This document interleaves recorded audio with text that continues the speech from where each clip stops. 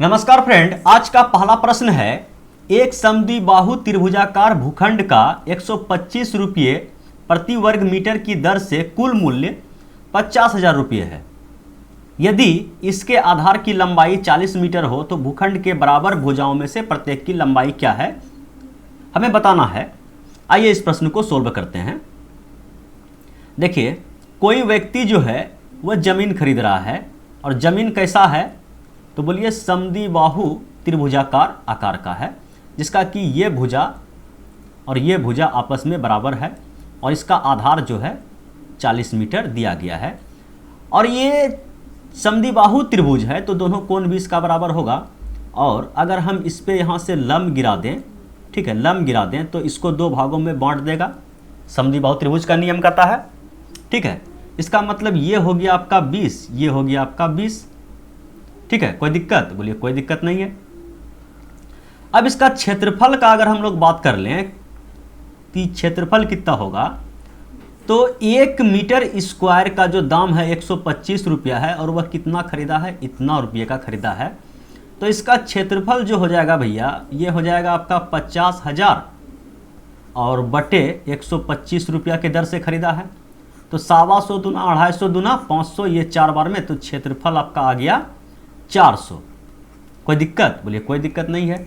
अगर ये क्षेत्रफल आपका 400 है तो क्षेत्रफल हम लोग यहाँ से निकाल देते हैं, ठीक है। ये त्रिभुज का आधार है और ये ऊंचाई आपका h है, ठीक है। यहाँ से ऊंचाई निकाल देंगे। क्षेत्रफल बराबर क्या होता है, 1/2 आधार गुना ऊंचाई। आधार 40 है और ऊंचाई हम यहाँ से निकाल देते हैं पहले। बोलिए 40 से कट गया ये 10 बार में और ये 2 जो है 20 बराबर h। अगर ऊंचाई निकल गया आपका 20, लेकिन हमसे क्या पूछा गया है, जो भुजा आपस में बराबर है, मतलब ए का मान पूछा गया है। तो ये 90 पे कट रहा है ना, बोलिए हाँ। तो यहाँ से कर्ण का मान निकाल दीजिए, ये h का मान 20 निकल गया।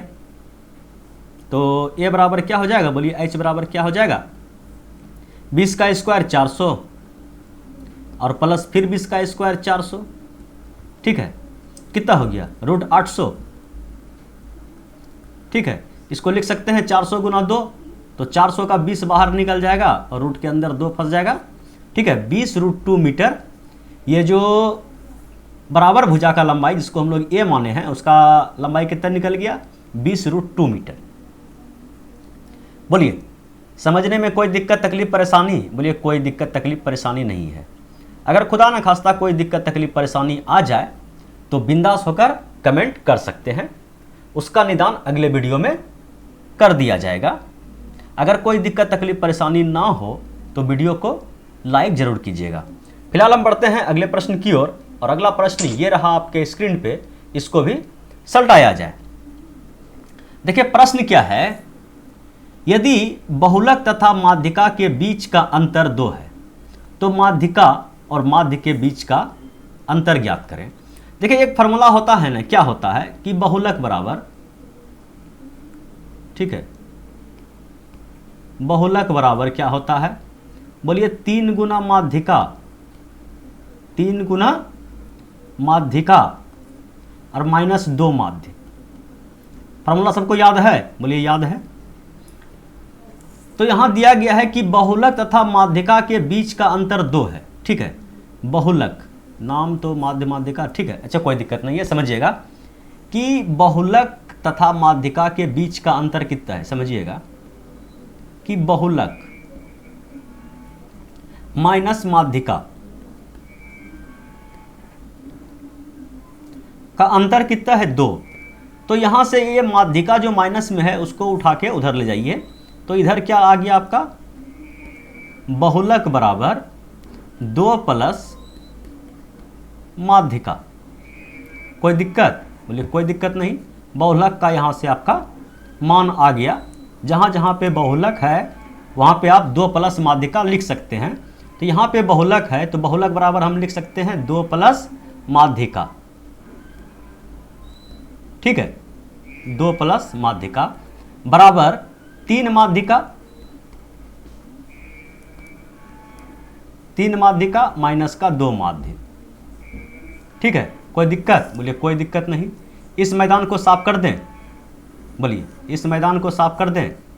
आपको समझ में आ गया है यहाँ तक? बोलिए एकदम आ गया है। तो अब हम लोग क्या करने वाले हैं, देखिए माध्यिका यहाँ भी, माध्यिका यहाँ भी, इस माध्य को उठा के इधर लाइए। क्या पूछा गया है, माध्यिका और माध्य के बीच का अंतर। ऐसा कीजिए, 2 को यहाँ छोड़ दीजिए और ये जो प्लस माध्यिका है इधर आके 3 माध्यिका में 1 माध्यिका घट जाएगा, क्या बच जाएगा, 2 माध्यिका। समझ पा रहे हैं, 2 माध्यिका। चलिए एक स्टेप और लिख देते हैं, 2 माध्यिका हो जाएगा और माइनस का 2 माध्य पहले से है। ठीक है, दोनों से अगर 2 कॉमन ले लें तो क्या आ गया, माध्यिका और माइनस का माध्य। ठीक है, बराबर क्या है 2, 2 से 2 कट गया एक बार में, माध्यिका माइनस माध्य का मान कितना आया, बोलिए 1। और वही पूछा गया है कि माध्यिका और माध्य के बीच का अंतर क्या होगा, तो 1 होगा। बोलिए समझने में कोई दिक्कत तकलीफ परेशानी, बोलिए कोई दिक्कत तकलीफ परेशानी नहीं है। तो चलिए अब बढ़ते हैं अगले प्रश्न की ओर। और अगला प्रश्न ये रहा आपके स्क्रीन पे, इसको भी सल्टाया जाए।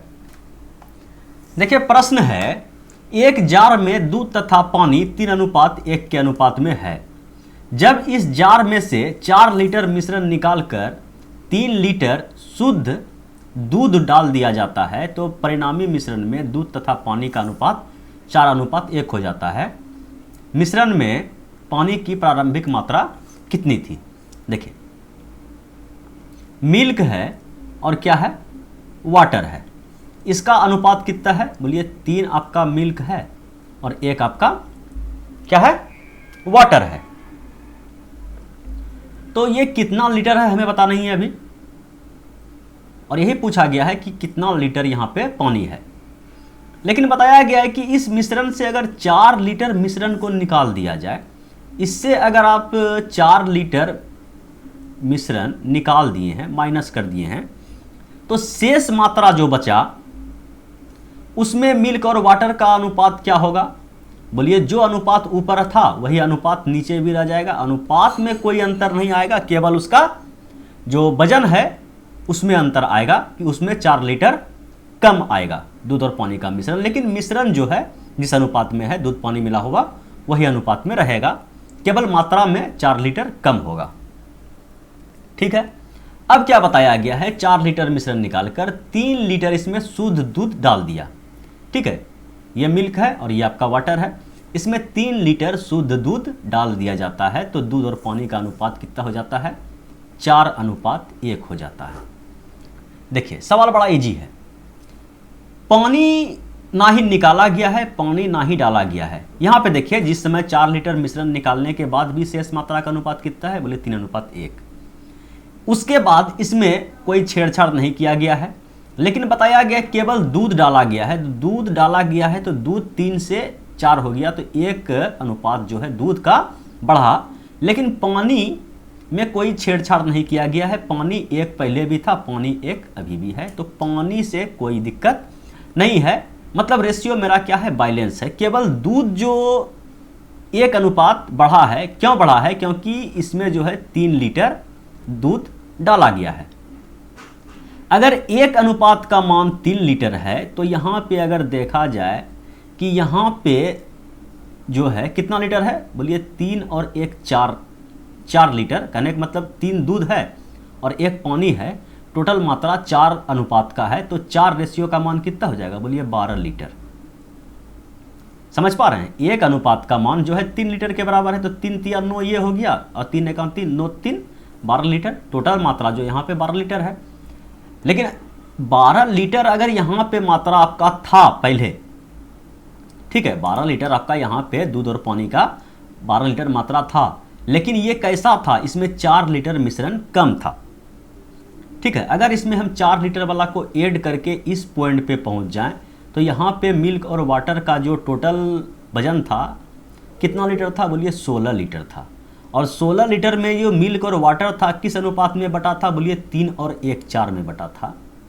मतलब क्या हो गया कि 4 बराबर 16, ठीक है, 4 बराबर 16 तो 1 बराबर 4।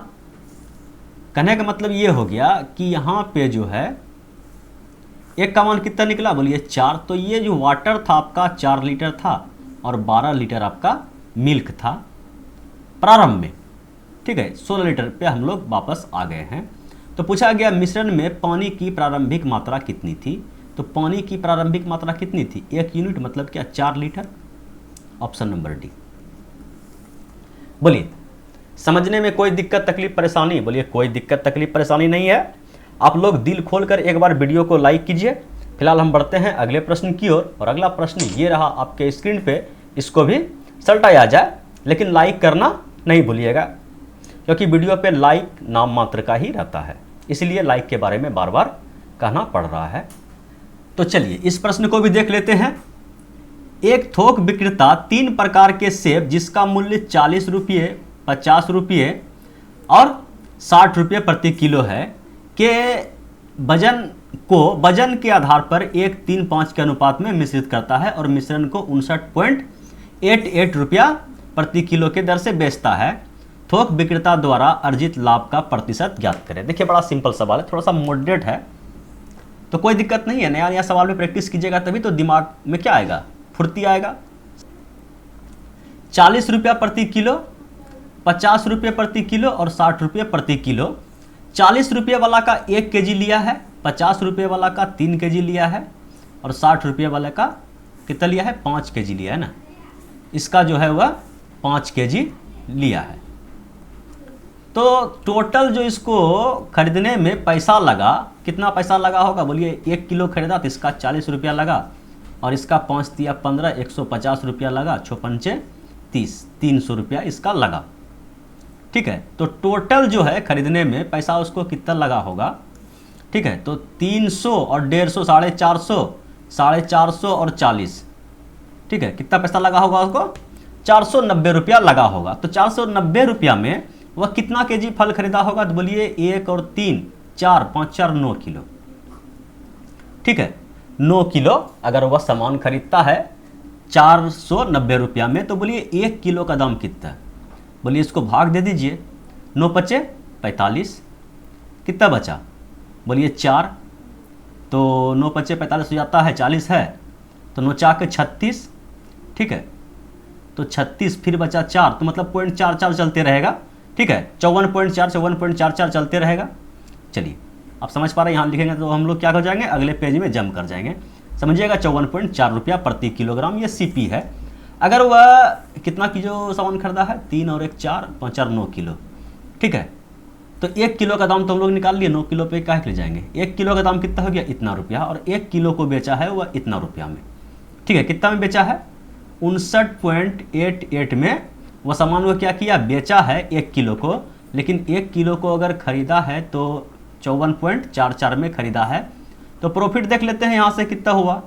तो बोलिए 4 यहाँ पे आ गया, और ये हो गया आपका 5, ये मतलब ये उसका प्रॉफिट है। तो प्रॉफिट परसेंट पूछा गया है। ठीक है, प्रॉफिट परसेंट, प्रॉफिट गुना 100 बटे क्रयमूल्य। क्रयमूल्य कितना है? 5.4, 5 कितना बार में कटा? 54 ना है, 54.44। अगर ये 2 अंक के बाद दशमलव, ये 2 अंक के बाद दशमलव उड़ा दीजिएगा। ठीक है, तो इसको सोल्व करने के बाद जो आपका आंसर आएगा 9.98 के आसपास आएगा। लगभग का ये जो है 10% लगभग में आपका मान आ जाएगा। ठीक है, तो फिलहाल हम बढ़ते हैं अगले प्रश्न की ओर, और अगला प्रश्न ये रहा आपके स्क्रीन पे, इसको भी सल्टाया जाए। काफी इजी और लॉलीपॉप सवाल है। प्रश्न क्या है कि ए 12 दिनों में एक कार्य कर सकता है और बी इस कार्य को 18 दिनों में कर सकता है। देखिए 2 व्यक्ति है, चलिए ए है और आपका बी है। टाइम का अगर बात कर लें तो ए 12 दिनों में इस कार्य को, और बी जो है आपका 18 दिनों में इस कार्य को समाप्त कर सकता है। तो अगर कार्य क्षमता का बात कर लिया जाए तो एलसीएम लीजिए, टोटल वर्क कितना हो जाएगा? बोलिए एलसीएम आपका हो जाएगा 36 ले लीजिए, 36। तो 12 के 12, 12 24 बर्त या 36, 18 दूना 36, ये कार्य क्षमता का अनुपात आ गया। वे एक साथ कार्य करना शुरू करते हैं, लेकिन कार्य खत्म हो जाने से 3 दिन पहले ये कार्य छोड़ देता है। तो ये अगर 3 दिन पहले छोड़ा है तो इसका कार्य को हम लोग ऐड कर देते हैं। एक दिन में ये 3 यूनिट कार्य करता है, तो 3 दिन में 3 या 9 यूनिट कार्य किया होगा। इतना कार्य छोड़ा होगा, इतना कार्य क्या होगा? ए और बी लास्ट में पता है, जो काम छोड़ के आता है उसको हम लोग क्या कर देते हैं, ऐड कर देते हैं। तो ऐड हो गया, अब कार्य कितना हो गया, 36 × 9 45 यूनिट का काम अब हो गया, जो दोनों मिलके करेगा। तो दोनों मिलके अगर एक दिन में 5 यूनिट कार्य करता है, ठीक है, 5 यूनिट दोनों मिलके एक दिन में कार्य करता है, तो कितना से 5 से भागा देंगे तो कितना आएगा, 9 दिन आएगा, ठीक है, 9 दिन आएगा। तो लेकिन 9 दिन में क्या है कि 3 दिन जो है आपका कौन छोड़ के भागा है, ए। तो 3 दिन तो ए छोड़ के भागा है, तो 6 दिन दोनों साथ मिलके कार्य किया है, और यही इस सवाल का सही जवाब है। देखिए, बनाने का प्रोसेस तो यही है कि शेष जो कार्य छोड़ के जाता है उसका कार्य हम ऐड कर देते हैं, और बाकी जो है साथ मिलके करता है। लेकिन अगर इस टाइप का सवाल आ जाए तो वहाँ पे अगर पूछ लिया जाए कि दोनों ने साथ मिलकर कितने दिन तक कार्य किया, तो वहाँ पे फिर हम इसका कार्य को हटा देते हैं, उसका समय को हटा के बताते हैं। अगर आपको चेक भी करना है तो आप चेक भी कर लीजिए कि टोटल वर्क आपका कितना है, 36 यूनिट। दोनों मिलके 6 दिन कार्य किया, ठीक है, चेक कर लेते हैं। तो दोनों मिलके एक दिन में कितना कार्य करता है, तो बोलिए 3 और 2 5 यूनिट, 5 यूनिट के दर से 6 दिन कार्य किया, तो 30 कार्य हो गया, ठीक है। उसके बाद ये तो भाग गया, शेष कार्य जो है बी जो है 2 के रेट से 3 दिन तक कार्य किया, 3 दूना 6 कार्य किया होगा, तो 36 कार्य मेरा हो गया। दोनों साथ मिलकर कितना दिन कार्य किया, तो 6 दिन, ठीक है, सिद्ध भी हो गया। बोलिए, आप समझ भी पाए, बोलिए, कोई दिक्कत तकलीफ परेशानी, हड़बड़ी में गड़बड़ी करने का इरादा, बोलिए कुछ नहीं, टोटल बात स्पष्ट हो गया है। बस एक चीज़ का कमी है, वीडियो को लाइक कर दीजिए, ठीक है। फिलहाल हम बढ़ते हैं अगले प्रश्न की ओर, और अगला प्रश्न ये रहा आपके स्क्रीन पे, इसको भी सल्टाया जाए। देखिए प्रश्न क्या है, एक मैकेनिक की औसत आय सप्ताह के प्रथम 4 दिनों में 18 रुपया है, ठीक है, 4 दिनों में कितना है, बोलिए 18 रुपया है, और सप्ताह के अंतिम 4 दिनों में 22 रुपया है। सप्ताह के अंतिम 4 दिनों का कितना है, 22 रुपया है। तो ये कुल योग हो गया कितने दिनों का, 8 दिनों का। यदि उसका सप्ताह के 14 दिन का आय 20 रुपया है, मतलब चौथे दिन का जो आय है 20 रुपया है, ये तो 8 दिन का हो गया व्यय, मतलब कि आय उसका। अगर इसमें हम 20 रुपया जो चौथा दिन का है उसको घटा दे, तो ये कितने दिन का बचा, बोलिए 7 दिन का। तो यही तो पूछा गया है कि इसका टोटल आय कितना है, ठीक है। तो 18 का 18, 36, 54, 58, 72, और कितना हो गया 88, ठीक है, और माइनस का 20 और बटे आपका 7। 20 घट गया, कितना बचा, बोलिए 68, ठीक है, कि जोड़ दें, चलिए 20 घट गया, कितना बचा 68, 68 और 72 कितना हुआ 140, और 140 को अगर आप 7 से भागा दीजिएगा, 7 दूना 40, एवरेज कितना है 20 रुपया। बोलिए जय हिंद जय भारत। कोई दिक्कत तकलीफ परेशानी, बोलिए कोई दिक्कत तकलीफ परेशानी नहीं है। तो चलिए अब बढ़ते हैं अगले प्रश्न की ओर, और अगला प्रश्न ये रहा आपके स्क्रीन पे, इसको भी सल्टाया जाए। प्रश्न क्या है, एक स्कूल में 20 लड़कियां हैं, यदि इनमें से एक लड़की की आयु 18 वर्ष है, किसी अन्य लड़की द्वारा स्थानांतरित कर दिया जाए, तो लड़कियों की आयु का औसत 2 माह कम हो जाता है, नई शामिल हुई लड़की की आयु कितनी होगी। मतलब देखिए 20 लड़की के बारे में बताया गया है कि स्कूल में 20 लड़की है, और एक 18 वर्ष का लड़की है, उसको निकाल के एक नया लड़की को उसके स्थान पे बैठा दिया गया। इससे क्या हो गया कि एवरेज में 2 माह का कमी हो गया। तो हम लोग मान लेते हैं कि उस स्कूल का जो है कुल एवरेज, ठीक है, कुल औसत कितना था, ठीक है, कुल औसत को हम लोग मान लेते हैं कि x था। तो कुल योग कितना हो जाएगा 20 लड़की का, बोलिए कुल योग हो जाएगा आपका 20x, ठीक है। और इसमें एक 18 वर्ष की लड़की को निकाल दिया गया और एक y वर्ष का लड़की को शामिल कर दिया गया। तो शामिल करने के बाद जो है एवरेज जो है कितना हो गया, ठीक है, कुल योग पे खेलते हैं।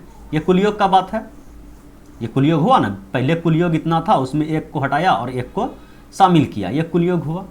तो नया जो औसत हुआ उसका एवरेज पहले कितना था, पहले टोटल का x था, इसमें से 2 माह कम हो गया तो माह के रूप में इसको साल में कन्वर्ट कर देते हैं। ठीक है, औसत, कुल औसत कितना था, x वर्ष। अब जो औसत हो गया ये हो गया कितना विद्यार्थी का, बोलिए 20 विद्यार्थी का। तो ये दोनों कुल योग आपका आपस में बराबर हो जाएगा, होगा कि नहीं होगा, बोलिए एकदम हो जाएगा। तो बस इसको सोल्व कीजिए और y का मान निकाल दीजिए। बोलिए 2 वेरिएबल है तो कोई दिक्कत नहीं है, थोड़ा सा धीरज रखिए, सवाल बन जाएगा। 20x माइनस का 18 प्लस का y बराबर कितना हो जाएगा 20x, और ये कट जाएगा आपका 1/6। ठीक है, तो गुना हो गया, माइनस का कितना हो गया, बोलिए 20/6। अब देखिए कि प्लस का 20x प्लस का 20x खत्म हो गया, इस -18 को उठा के उधर लाइए। बोलिए y बराबर क्या हो गया, प्लस का 18 और माइनस का 20/6। तो यहाँ पे आप क्या कीजिए, एलसीएम लीजिए, एलसीएम आ गया 6, तो 18 95, 18 छक 78 से और माइनस का 20। ठीक है, कितना हो गया, बोलिए घटाने के बाद हो गया आपका 20 गया ना 88/6। ठीक है, कितना हो गया, इधर देखिए 88/6। अगर इसको थोड़ा सा और काट दिया जाए तो 44/3। ये जो y का मान निकल रहा है ये कितना है 44/3। तो अगर इसको हम भाग दें तो 4 42 बचेगा 2, मतलब क्या 14 वर्ष तो इधर पूरा पूरा आ गया, और 42 43 44/3 ये पूर्णांक में आ गया। इस पूर्णांक को अगर हमें माह में कन्वर्ट करना है तो 12 से गुना करना पड़ेगा, तो 3 से ये कट जाएगा, 4 बार में 4 दूना 8, तो 14 वर्ष 8 महीना y का मान आया। और y क्या है, नया लड़की है। बोलिए समझने में कोई दिक्कत तकलीफ परेशानी? अगर एक बार में समझ में नहीं आता है एक बार खुद से प्रैक्टिस कीजिए, उसके बाद फिर सॉल्यूशन देखिए, फिर देखिए मज़ा सवाल बनाने का। तो चलिए बढ़ते हैं अब अगले प्रश्न की ओर। और अगला प्रश्न ये रहा आपके स्क्रीन पे, इसको भी सल्टाया जाए। प्रश्न क्या है, एक व्यापारी को एक प्रकार की चीनी 24 रुपया प्रति किलो की दर से बेचने पर 4% की हानि होती है, तथा एक दूसरे प्रकार की चीनी 30 रुपया प्रति किलो की दर से बेचने पर 20% का लाभ होता है। इन दोनों प्रकार की चीनी को बराबर मात्रा में मिलाकर 32 रुपया प्रति किलो की दर से बेचने पर उसे कितना % का लाभ होगा। देखिए ये जो 24 रुपया किलो बेचा है इसमें उसको क्या हुआ है, तो 4% का हानि हुआ है। इसका मतलब ये कि 96% का वैल्यू कितना है 24 रुपया। तो बोलिए सीपी अगर 100% का बात कर लिया जाए तो 24 चौक 96, कैसे समझिए कि 24/96 गुना 100, तो ये 25 रुपया किलो उसका सीपी आ गया। और दूसरा प्रकार का जो चीनी है 30 रुपया प्रति किलो के रेट से बेचा है और 20% का लाभ हुआ है। इसका मतलब ये 120% का वैल्यू अगर इतना है तो सीपी होगा उसका 100% करेमूल होगा। ठीक है, तो क्या हो जाएगा 30/120 और गुना 100। ठीक है, 3 चौके 12 और 4 से ये कट गया। इसका भी क्रय मूल्य 25 रुपया है। अगर वह 2 किलो सामान खरीदता है तो क्रय मूल्य कितना हुआ 50 रुपया। ठीक है, 2 किलो अगर वह सामान खरीदा तो खरीदने का मूल्य कितना हो गया, बोलिए 25 दोनों का 50 रुपया। अगर दोनों को बेचा 32 रुपया प्रति किलो के रेट से तो बेचने में 2 किलो का दाम कितना हो गया, बोले 64 रुपया। प्रॉफिट कितना का हुआ, बोले प्रॉफिट हो गया गुरुजी आपका 14 का। तो प्रॉफिट गुना 100 अब बटे क्रय मूल्य। ठीक है, 28% प्रॉफिट। बोलिए समझ पाए, बोलिए एकदम समझ में आ गया, कोई दिक्कत तकलीफ परेशानी, बोलिए कोई दिक्कत तकलीफ परेशानी नहीं रहा। एक बार वीडियो को लाइक ज़रूर कीजिएगा। देखिए होता क्या है कि इस वीडियो सीरीज में कोई भी क्वेश्चन अगर पहली बार गिरता है नया टाइप का क्वेश्चन तो उसको हम फुल डीप में बिल्कुल जीरो लेवल से समझाते हैं, लेकिन जैसे जैसे वह सवाल रिपीट होते जाता है उसको हम लोग क्या करते हैं हल्के में घिंच के सलटाते जाते हैं। ठीक है, तो यही था भैया आज का last question. Thanks for watching video, फिर मिलते हैं अगले वीडियो में, तब तक के लिए बाय बाय।